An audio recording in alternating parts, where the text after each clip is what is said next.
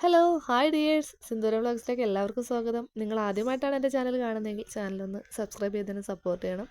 ഇന്ന് day in my ലൈഫാണ് കാണിക്കുന്നത്. ഇന്നലെ രാത്രി നല്ല മഴയായതുകൊണ്ട് എല്ലാവരും സുഖമായിട്ട് കിടന്നുറങ്ങി. എണീക്കാൻ തന്നെ എല്ലാവരും വൈകി. ഇന്ന് പിന്നെ ഞായറാഴ്ചയാണ്. പിന്നെ 1-ാം തീയതി ആയതുകൊണ്ട് അമ്പലത്തിൽ പോകണമെന്നൊക്കെ വിചാരിച്ചാണ്. പക്ഷെ നല്ല മഴയായതുകൊണ്ട് അധികം നല്ല മടിയായിരുന്നു എണീക്കാൻ. പക്ഷേ പിന്നെ തോന്നി 1-ാം തീയതി അല്ലേ ഒന്ന് പോവാം എന്ന് വിചാരിച്ചിട്ട് എങ്ങനെയെങ്കിലും 7:30 മണിയായപ്പോഴത്തേക്ക് കണ്ണൊക്കെ തുറന്ന് എണീച്ചു. ഇനി നേരെ പോകുന്നത് പല്ല് തേക്കാനാണ്.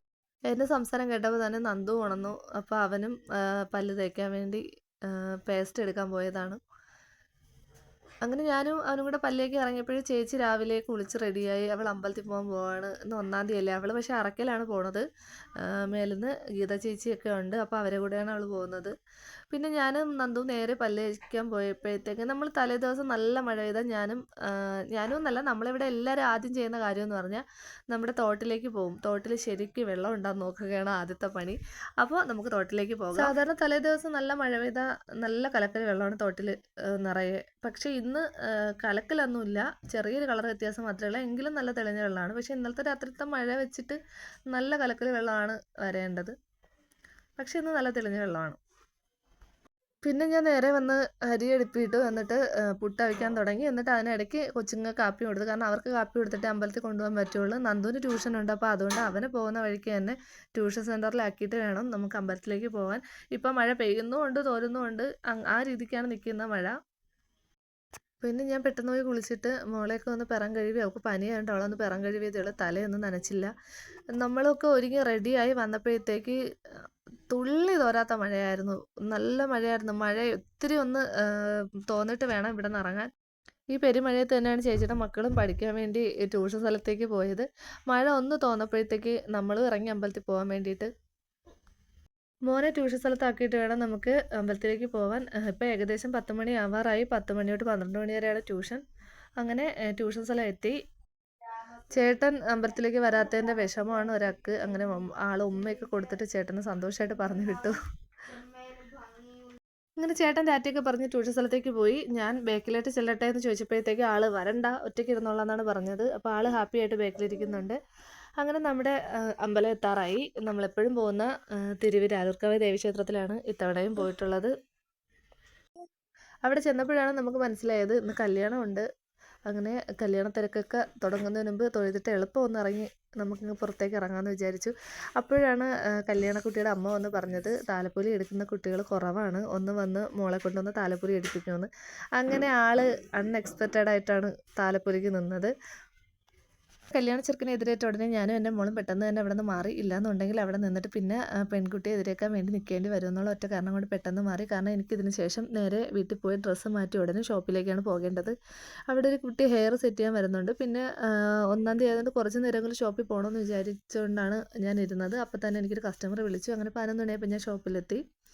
അങ്ങനെ അതൊക്കെ കഴിഞ്ഞിട്ട് ചേട്ടൻ വരാൻ വേണ്ടി ഞാൻ താഴെ പൂക്കടയിൽ ഇറങ്ങി വെയിറ്റ് ചെയ്യാണ്. അപ്പോൾ ചേട്ടൻ വന്ന ഉടനെ വീട്ടിലെത്തി. ഏകദേശം 12:45 മണിയായി. ഇനി വേണം എനിക്ക് കാപ്പിയൊക്കെ ഒന്ന് കുടിക്കാൻ. ഞാൻ കാപ്പി കുടിച്ച കൂട്ടത്തിൽ തന്നെ കൊച്ചുങ്ങൾക്ക് ഞാൻ കാപ്പി എടുത്ത്. കാരണം ചോറ് മാത്രമേ ഞാൻ വെച്ചിട്ടുള്ളായിരുന്നു രാവിലെ. അപ്പോൾ ഇനി വേണം കറി വെക്കാൻ. അപ്പോൾ അതുകൊണ്ട് അവർക്ക് വിശക്കുന്നു എന്ന് വിചാരിച്ചിട്ട് ഞാൻ അവർക്ക് കാപ്പി കൊടുത്തു. ചോറ് ചരിച്ചിട്ടിട്ടാണ് ഞാൻ പോയത്. അതുകൊണ്ട് വന്നോടനെ ഞാൻ അടുപ്പ് കത്തിച്ച് ചോറൊന്ന് പൊരിച്ച് വെച്ചു. പിന്നെ തിളപ്പിക്കാനുള്ള വെള്ളം അതെല്ലാം റെഡിയാക്കി വെച്ച്. പിന്നെ 2 കിഴങ്ങുണ്ടായിരുന്നു ഫ്രിഡ്ജിൽ. അപ്പോൾ അതും കൂടെ എടുത്തൊന്ന് ഞാൻ അരിഞ്ഞു. പിന്നെ എന്തെങ്കിലും ഒരു വിഴുക്കും കൂടെ വെക്കാമെന്ന് വിചാരിച്ചു. വിഴുക്കിന് അരിയുന്ന സമയം കൊണ്ട് കിഴങ്ങ് ഏകദേശം റെഡിയായി. കിഴങ്ങ് ഇളക്കി മാറ്റിയ ശേഷം ഞാൻ വിഴുക്കൊക്കെ വിഴുക്ക് വേവിച്ചെടുത്തിട്ട് കുറച്ച് ചൂര ഞാൻ പൊരിക്കാൻ വേണ്ടി ഫ്രിഡ്ജിൽ ഇന്നലെ വെട്ടി വൃത്തിയാക്കി വെച്ചിരുന്നു. അപ്പോൾ അതും കൂടി എടുത്ത് വന്ന് ഞാൻ പുരട്ടി മീൻ പൊരിക്കാമെന്ന് വിചാരിച്ചു. രസം ഇന്നലെ ഞാൻ കാച്ചി വെച്ചിരുന്നു. പിന്നെ മീനും ഇന്നലെ വൈകിട്ട് തന്നെ ഞാൻ വെച്ചിരുന്നു. അതുകൊണ്ട് എനിക്ക് മീൻകറി വെക്കേണ്ടി വന്നില്ല. പിന്നെ അടുക്കളയൊക്കെ വൃത്തിയാക്കി ഞാൻ നേരെ റൂമിലേക്ക് പോയി. റൂമിൽ തന്നെ ഒരുപാട് ജോലി ഉണ്ടായിരുന്നു. അമ്പലത്തിൽ പോയ തുണികൾ, ഷോപ്പിൽ പോയ തുണികൾ എല്ലാം കൂടെ വാരി കഴുകാനിട്ട ശേഷം ഞാൻ റൂമൊക്കെ ഒന്ന് വൃത്തിയാക്കി. പിന്നെ ഇറായൊക്കെ ഒരു കോലത്തിന് കിടക്കായിരുന്നു. സാധനങ്ങളൊക്കെ വാരി വലിച്ചിട്ടേക്കായിരുന്നു. അവിടെയൊക്കെ ഒന്ന് വൃത്തിയാക്കിയ ശേഷം തൂത്ത് വാരിയിട്ട് ഞാൻ നേരെ തുണി കഴുകാൻ വേണ്ടി പോയി. ഇത്തിരി വെയിൽ കണ്ട ഉടനെ പിള്ളേർ സൈക്കിളുമായിട്ട് ഇറങ്ങി. പിന്നെ തുണിയെല്ലാം കഴുകി വിരിച്ച് ഇനി വേണം കൊച്ചുങ്ങൾക്ക് ചോറ് കൊടുക്കാൻ. അവർക്കും ചോറ് കൊടുത്ത് നമുക്കും ചോറ് കഴിക്കണം. ഇപ്പോൾ തന്നെ 3:15 മണിയായി. ഞായറാഴ്ച ഒരു ദിവസം ഒന്ന് കിടന്ന് ഉറങ്ങണമെന്ന് വിചാരിച്ചതാണ്. പക്ഷേ അമ്മ ഇല്ലാത്തത് കൊണ്ടാണ് ഇതെല്ലാം എനിക്ക് ചെയ്യേണ്ടി വന്നത്. അമ്മ ചേച്ചിയുടെ വീട്ടിലാണ്. ചേച്ചിയുടെ അമ്മായി ഹോസ്പിറ്റലിൽ അഡ്മിറ്റാണ്. അപ്പോൾ അതുകൊണ്ട് അമ്മ അങ്ങാണ് നിൽക്കുന്നത്. അമ്മ ഉണ്ടെങ്കിൽ അമ്മ കയ്യും കഴുകി വന്നിരുന്നാൽ മതിയല്ലോ. അമ്മ ഇല്ലാത്തതുകൊണ്ടാണ് ഇതെല്ലാം ഇത്രയും ലേറ്റായത്. എന്തായാലും അവസാനം ഞാനും ചേട്ടനും കൂടെ ചോറൊക്കെ കഴിച്ചപ്പോൾ തന്നെ ഏകദേശം 3:30-4 മണിയോളമായി. പിന്നെ ഞാൻ എന്തായാലും തൂക്കാമെന്ന് കരുതി. പിന്നെ അരിയൊക്കെ ആട്ടിയ ശേഷം ഒന്ന് കിടന്ന് ഉറങ്ങാമെന്ന് വിചാരിച്ച് റൂമിലേക്ക് കയറിയപ്പോൾ വീണ്ടും റൂമിൻ്റെ അവസ്ഥ ഇതാണ്. പിന്നെ അതൊക്കെ ഒന്ന് വാരി മാറ്റി ഞാൻ സുഖമായിട്ട് കിടന്ന് ഉറങ്ങാമെന്ന് വിചാരിച്ചു. അപ്പോൾ 4:30 മണിക്കാണ് കിടക്കുന്നത്. എത്ര മണിക്ക് എണീക്കുമെന്നറിയില്ല. അങ്ങനെ 6:10 ഞാൻ എണീച്ച്. എൻ്റെ ഒരു ഫ്രണ്ട് വിളിച്ച് അവളുടെ കോൾ വന്നപ്പോഴാണ് ഉണർന്നത്. അവൾക്കൊരു കല്യാണത്തിന് പോകാൻ വേണ്ടി ഒരു കമ്മലിൻ്റെ സജഷൻ ചോദിക്കാൻ വേണ്ടി അവൾ വിളിച്ചുകൊണ്ട് അങ്ങനെ എൻ്റെ ഉറക്കവും പോയി. പിന്നെ ചായയൊക്കെ ഇട്ട് കുടിച്ചു. വീണ്ടും നാളത്തേക്കുള്ള കാപ്പിക്കും ചോറിനുള്ള കറിക്കൊക്കെ അരിയാണ്. അതിനായിട്ട് ഞാൻ വിഴുക്ക് ഉരുളക്കിഴങ്ങും ഒക്കെ അരിഞ്ഞു വെച്ചു. പിന്നെ മോൾക്കിന്ന് അച്ഛൻ തന്നെ കാപ്പി കൊടുത്താലേ പറ്റുള്ളൂ എന്ന് പറഞ്ഞ് അങ്ങനെ ചേട്ടനാണ് അവൾക്ക് രാത്രി കാപ്പി കൊടുത്തത്. പിന്നെ നമ്മൾ ചോറൊക്കെ കഴിച്ചിട്ട് 10:30-11 മണിയാവും കിടക്കുമ്പോൾ. അപ്പോൾ ഇതൊക്കെയാണ് ഇന്നത്തെ എൻ്റെ ഡേ ഇൻ മൈ ലൈഫ് വിശേഷങ്ങൾ. വീഡിയോ കണ്ടതിൽ ഒരുപാട് സന്തോഷം. വീഡിയോ ഇഷ്ടപ്പെട്ടാൽ ലൈക്ക് ചെയ്യുക, ഷെയർ ചെയ്യുക, കമൻറ്റ് ചെയ്യുക, സബ്സ്ക്രൈബ് ചെയ്യുക. Okay, bye bye.